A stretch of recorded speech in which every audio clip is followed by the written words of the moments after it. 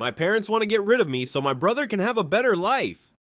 My parents always talked about love like it was a budget. Affection got line items. Hugs were a contingency fund. On the fridge hung a laminated chart titled Family Priorities, decorated with clip art trophies and a motivational quote in suspicious italics. We aim higher. Next to my name, Nate, there were bullets like help with chores, learn trades, and at the bottom, gap year. Next to my brother Eli's name, AP everything, piano competitions, and college counseling, stretch options.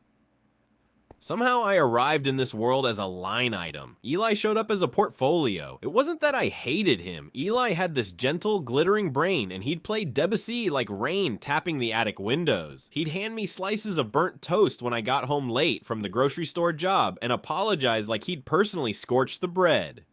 He was the good kind of smart, the soft kind. I was useful. I fixed the leaky tub with YouTube and a wire hanger. I knew which neighbors tipped on snow shoveling. Dad called me practical, the way you'd describe a rental car that smells like old pine. Mom liked to say we were maximizing opportunity. Her eyes did this bright accounting sparkle when she said it, like potential could be compounded if you just trimmed your losses early. The losses were me. It wasn't spoken outright, but it clung to conversations. If Eli needed the car for a tutoring gig, well, I could walk. If Eli needed the quiet to study, I could sand the pallet wood in the garage. Great for your hands, Nate. Builds character. Senior year, the counselor mailed home a packet titled Choices After High School. Most of it landed in the recycling. The page about service programs was underlined in 2 colors. Dad folded the paper like a contract. You'd be a leader there, he said, like he was pitching me timeshares in Montana. Mom brought out cocoa and a smile that didn't touch the bottom half of her face. And somewhere in that lukewarm cocoa, I tasted it. The shape of a future where I was gone, and everything for Eli got easier, cleaner, quieter. You do this for your brother, right? She said. He deserves a shot without distractions. The official conversation happened at Applebee's because tragedy likes a bargain appetizer. Mom wore her interview blouse. Dad had printed handouts, bullet points like a firing squad. They'd circled a page about a residential program upstate that promised structure and resume-worthy skills, which sounded a lot like goodbye and good luck, kid.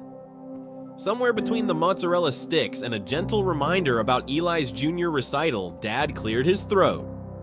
Nate, he began, you have this independence.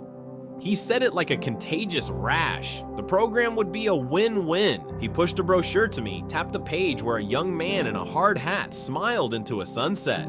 6 months, you come back with certifications. Meanwhile, your brother, well, senior year, and the house is, he glanced at Mom, tense. Tense? I said. The word made me laugh, and that way you laugh so you don't cry in front of a laminated dessert menu. I looked at Eli. Wasn't there. Because of course he wasn't. This was about him, not for him. If you want someone gone, don't invite a witness with piano hands. Mom squeezed my wrist. She had small, efficient hands, the kind that could fold a fitted sheet without swearing. Sweetheart, she said, Eli's counselor said the top schools look for rigor and stability at home. We're not saying you're unstable, just her smile twitched. You take up air, big air, you know? We think you staying elsewhere would make his applications cleaner. Cleaner. I thought of the chart on the fridge. I thought of the way Dad exhaled when I came home late, like I'd brought the whole street's noise inside with me. I thought of Eli's scuffed sneakers pointing toward me at the breakfast bar, his slight lean-in when he wanted to hear my stories from the night shift. Does Eli know you're maximizing me out of the house? Mom paused. He'll understand later. So this is a surprise eviction for his own good. Nate, Dad warned, the tone he used when a socket sparked. I stared at the hard-hat kid in the brochure. He didn't look abandoned, he looked sunlit. What happens if I say no? Dad laced his fingers like a pastor. Then we reevaluate what we can support here. Curfews, car access, rent. He shrugged, managerial. Life has costs. I folded the brochure and tucked it into my hoodie. Must be nice, I said, to itemize your son. I left 2 weeks later, Officially with gratitude for the opportunity, which is corporate for get me the hell out. We didn't fight, we negotiated. I'd keep my phone number, they'd keep my room as is, staging language, until Eli finished applications. The residential program took me after a 5-minute phone call where a man named Bruce said I sounded motivated as heck. I packed in silence. Eli hovered in the doorway like a ghost, eyes puffed from late night practice. "Are you mad at me?" he asked. "You didn't do this," I said, which was technically true, like saying rain didn't decide to be wet. He shifted, toes tracing the carpet line where my rug had been rolled up. "I could talk to them," he offered, small. "Tell them I can practice with noise. Tell them your air helps."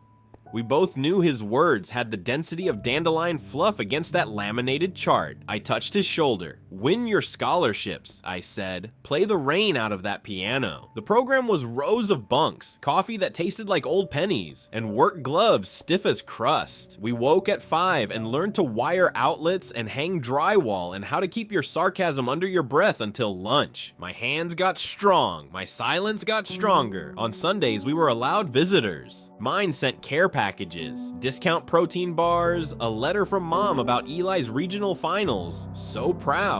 A note from dad with a bullet list of lessons from adversity. Eli's handwriting appeared once. A post-it tucked inside a granola box. "Hey, miss you. House is quiet in a bad way." At night, I'd lie in my bunk with the hard hat brochure as a pillow and tell myself I was a comet. Sometimes you leave so they can see something bright. Then I'd remember that comets burn up, and that's the whole show.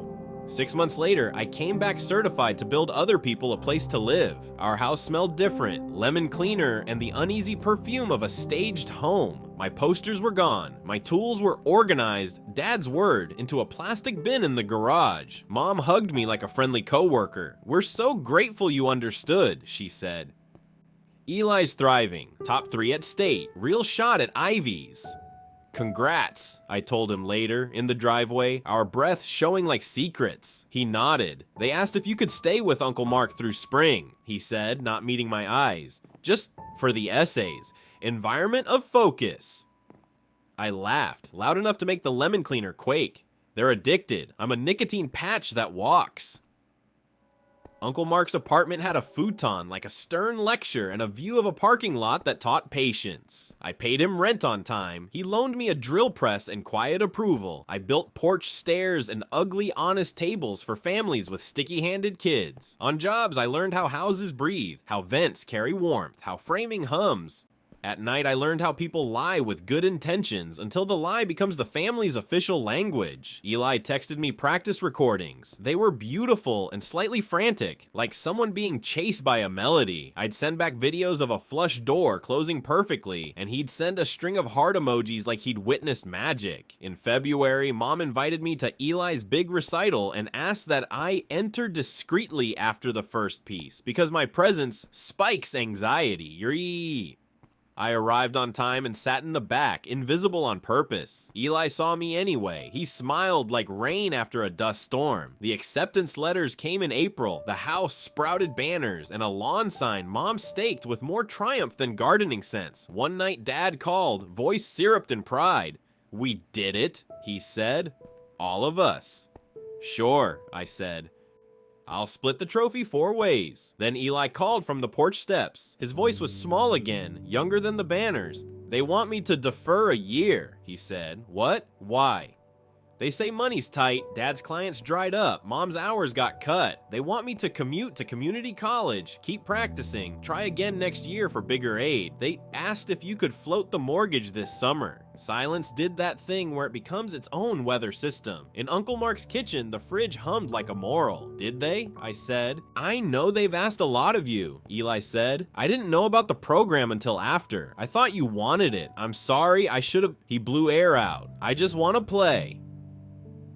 I didn't sleep that night. I thought about the budget on the fridge and how numbers never solved the story, only the spreadsheet. In the morning, I called a scholarship foundation I'd Googled at 3 a.m., the one that funded first-gen students with complex family dynamics. I told a woman named Denise about Eli's hands and our family's math. She said she couldn't promise anything. Then she said, "Let's see what we can make, not impossible." 2 weeks later, Denise phoned Eli for an informational chat. By Friday, she'd wrangled a late audition slot at a conservatory that rhymed with whoa. I drove Eli in my battered truck, whose AC coughed warm optimism. Mom insisted on coming, then got held up at work. Dad had a client emergency. It was just us in the highway and a bag of pretzels that tasted like nerves. He played in a windowed room where the air itself seemed to listen. When he finished, the panelists looked at one another like something had moved in their chest. Outside on the lawn, he stared at his hands as if they'd done a trick without telling him.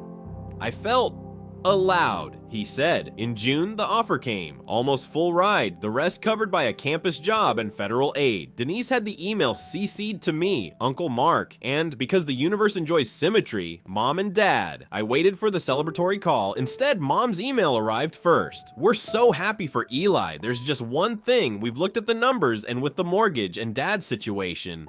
If you could take over the truck insurance and maybe a small monthly contribution, it would keep things stable here. We're a family. We help each other. I typed and deleted 10 versions of a reply. I settled on this. I'll cover Eli's deposit and first semester books. I won't fund the house that tried to evict me for quiet. I hit send and sat very still while my heart did burpees. Dad called that night, exhausted and theatrical. Son, he began, pouring on the parental cologne, you're punishing us for doing our best. We made hard choices to give Eli a better life. You made me leave so he could breathe, I said. Then you wrapped the reason in bows and called it sacrifice. Silence. The expensive kind? Then softer, Dad said, we didn't know how to raise you. You didn't try, I said, surprising myself with how flat my voice came out. You managed me. After that, calls got shorter. Texts went unsent. The morning Eli moved into the dorm, Mom didn't come inside. She hugged the air next to him, cheeks stiff, and said, behave. Dad unloaded one box, announced he had a meeting, and left. In the quiet that followed, Eli sat on a bare mattress and stared at his hands again. I handed him a plant I'd smuggled from Uncle Mark's kitchen, a pothos that forgives neglect. This one survives anything, I said. He laughed, watery. So will I, he said, and I believed him. I didn't talk to my parents for 6 months. It was like someone turned down a radio that had always been slightly too loud. In the quiet, I built things. A woman cried when a ramp I designed let her mother roll out to the backyard for the first time in years. A kid left fingerprints in the stain on a bookshelf, and I left them there, sealed under polyurethane like a fossil of joy. At night, I learned to make soup that tasted like a story with a good ending. I sent Eli care packages, earplugs, ramen upgrades, a note that said, you're not heavy, you're helium. In January, Mom emailed, Dad had been offered a job out of state. The phrase sat there like deja vu with a moving van. They'd be listing the house. Could I help with minor repairs? We'd pay, of course, she wrote. And I believed the of course even less than the pay. I said yes anyway and brought my tools because I am not the kind of man who leaves things worse than he found them. We worked mostly in silence. Mom handed me screws like communion. At lunch, over paper plates, she finally said it. I was scared, Nate. You were loud and alive and I didn't know what to do with you. Eli was delicate and her voice frayed. We thought we were doing a kindness. It's ugly to see it named as cruelty. I didn't say it was okay. I said it happened. Sometimes that's the truest thing you can offer. A plank sturdy enough to step on. She nodded. I'm glad you stayed good, she said. It wasn't an apology. It was somehow almost harder. They left 2 months later. No note this time. Just a house that echoed when I walked through it doing a final check, making sure the faucet didn't cough and the banister didn't wobble. In the empty kitchen, I pictured the laminated chart. I pictured setting fire to it and decided against ceremony. Quiet can be its own revenge. Eli plays in little halls that smell like dust and hope. He texts me photos of programs with his name spelled right. On breaks, he sleeps on my couch and fills the place with scales that sound like rain cleaning the air. Sometimes he asks, do you think they ever forgive themselves? I think forgiveness is a job you have to want. I say. I think they always loved you. I think they didn't know what to do with me. I think both can be true. When I lock up job sites at night, I listen to houses breathe. They expand and settle. They complain and comply. Wood remembers its tree. Nails remember the hammer. Families are like that. They hold shape, then warp. Then, if you're patient and a little stubborn, you can rebuild the frame so the doors swing true. I'm not the brother who left so another could have a better life. I'm the brother who stayed alive. That's the life. That's the better.